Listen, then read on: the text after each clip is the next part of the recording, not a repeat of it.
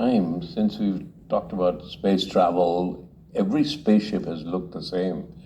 And I couldn't understand why everybody we will not have spaceships made out of metal. We'll find ways where we'll develop fabrics or things that will make spaceship that could be, if it gets a tear and it's going to cross dimensions, that it can self-heal. And that's when I thought of jellyfish. I thought, oh, that's interesting. With each thing of flowing of jellyfish, I said, can I create a spaceship that works like a jellyfish? So with everything, it's crossing a dimension, one more dimension as it does that. How do I do it? Just create. So did it with AI. You've conceived this as a series rather than a theatrical feature film. No, how do you imagine it'll be distributed on? I'm just hoping that some guy will come up. I think I already have people who are going to invest in the first two. Yeah. Production or distribution? No, distribution. Yeah. Once we'll Yeah. find ways to distribute. By that time, AI will have its own distribution platform. But that's very easy to go onto Netflix or Amazon or anything like that. But are they going to be willing to do what I want to do, make it open source? Yeah.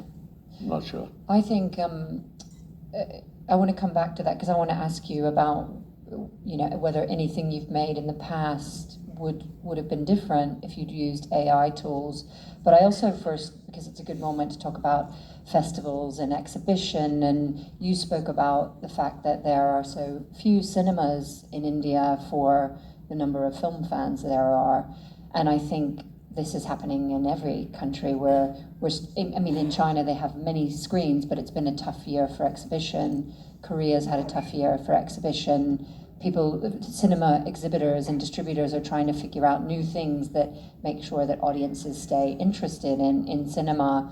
I'm optimistic about this though, because I think there are a lot of young people who want to sit together and laugh and cry in a collective space. But that's not games are also a very valid moving image form, and you do that at home by yourself. How do you think AI can help us at all with solving the exhibition problem?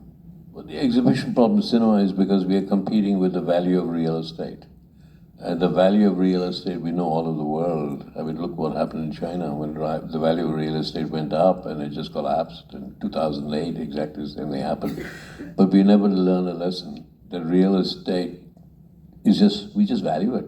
I don't understand. That's my next film that I'm doing in India is about what's a home and what's the value. When does a home turn into real estate?